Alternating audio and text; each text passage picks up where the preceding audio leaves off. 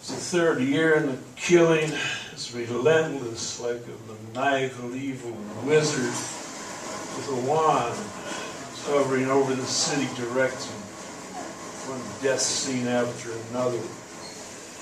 An angry, spoiled, twisted child with his fist balled up in his mouth, spitting out nightmares.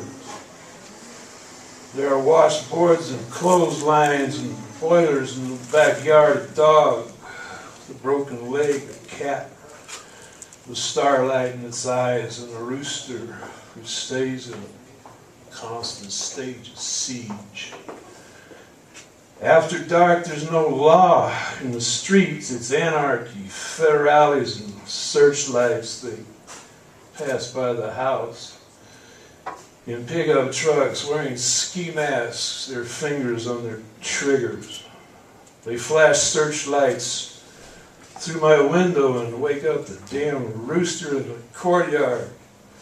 He starts crowing because he thinks it's dawn. The dog with the broken leg starts scratching at the back door. He's an old dog. He's half blind and he hates a rooster. He wants to walk through the house, to the street, to get away from that damn chicken. The federales pass again with the light, stopped by my... The federales pass again with the lights, and he stops by my bed. He circles slowly 3 times with his nose to the floor. He looks at me for the first time and curls on the floor. I lie on the bed and we stare at each other and wait for the federales to pass. He's built low to the ground. He's slow and he's old. His ears are droopy and almost touch the ground when he walks. The eyes are sad, reproachful, and hesitant. The federales are gone. I open the front door for him. I watch him limp and sway down the street, his head moving from side to side like a drunken sailor looking for a girl. It's cold, but it's still early. People should be out in the streets, boys and girls, cars rolling by. This is a border town, a party town. The streets are rolled up, the lights are out. Oh, that would have been French. A philosopher after a great war, to have been translated and buried in unpressed pants. But this is not Paris, it's northern Mexico. It's J-Town. It's not a great war, it's a drug war. A nasty, dirty, shitty drug war. There are no heroes, only old dogs walking down the street. The lights are out, and I don't know if it's ever going to end. Thank you.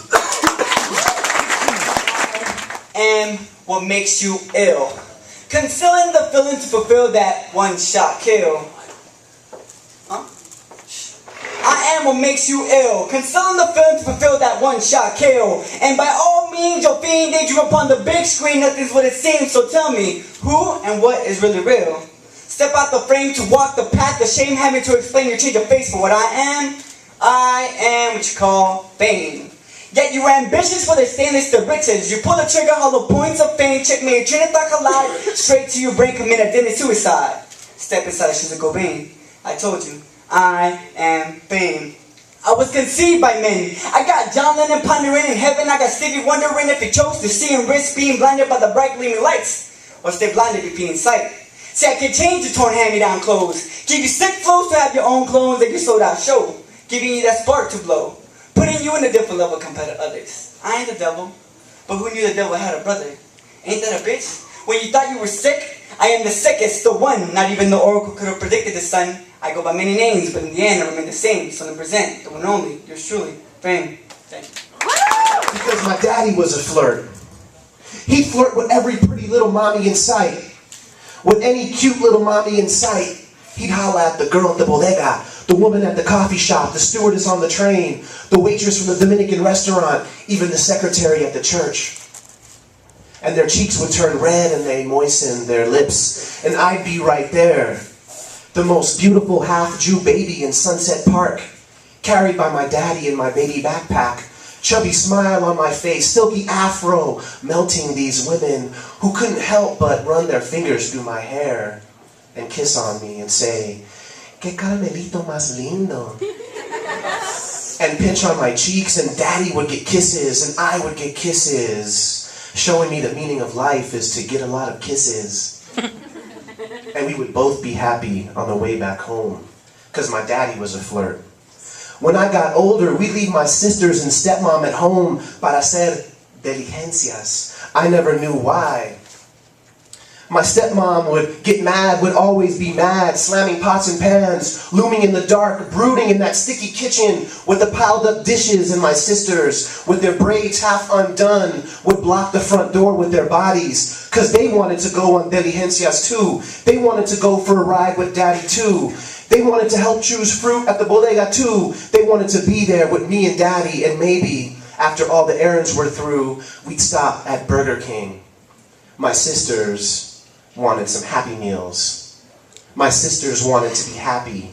From daddy, they wanted to feel kisses. They wanted to feel daddy's itchy beard kisses on their cheeks. They didn't want to stay at home or learn how to slam pots and pans around a dark, gloomy kitchen, because my daddy was a flirt. He'd take me to... I'm sorry. It's crazy. This is a crazy poem. I'm realizing it's crazy. Because my daddy was a flirt. He'd take me to his girlfriend's house, the one with the big booty, who had a daughter my same age and lived just outside of Riverdale, where I'd recite Michael Jackson lyrics for them. Mama say, mama sa.